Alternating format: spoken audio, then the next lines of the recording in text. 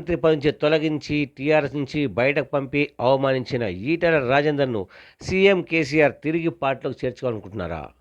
పార్టీలో ధీటైన ముదిరాజ్ నాయకుడు ఎవరూ లేనందున తిరిగి ఆయనకు మంత్రి పదవిని కట్టబెట్టాలనుకుంటున్నారా? లేక మరో కొత్త కుట్రకు తెరలేపారా అనే చర్చ సాగుతుంది.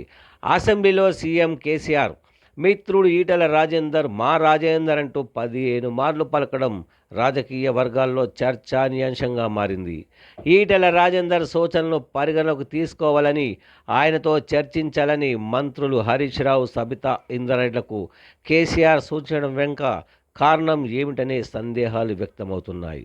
సీఎం కేసీఆర్ మాటలకు ఆ పార్టీ శాసనసభ్యులు ప్రస్తుతం బీజేపీ సైనికునిగా కొనసాగుతున్నానని, కేసీఆర్ మాటలతో మొదలైన ఊహాగానాలకు ఫుల్ స్టాప్ పెట్టారు.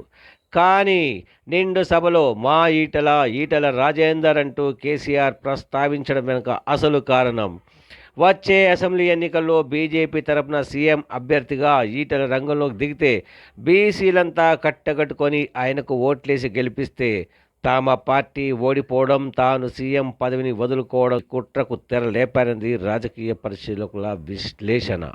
విద్యాశాఖ మంత్రి గారు సబిత గారు ఉన్నారు. ఇమీడియట్గా 2-3 రోజులని జీవో ఇష్యూ చేయండి. తప్పకుండా ఏ మేరకు పెంచానో మనకు విజ్ఞత ఉంది, మనకు సంస్కారం ఉంది కాబట్టి రాజేందర్ గారు చెప్పారు కాబట్టి మనం చేయొద్దని అనొద్దు. మీరు వారిని కూడా పిలుచుకోండి, కావాలంటే వారికి ఫోన్ చేయండి, వారి సలహా కూడా తీసుకోండి. ఎంత అవసరం ఏంటంటే నేను ఎప్పుడు పార్టీలో వదిలిపెట్టి పోయిన కాదు, గుర్తుపెట్టుకోండి. నల్ల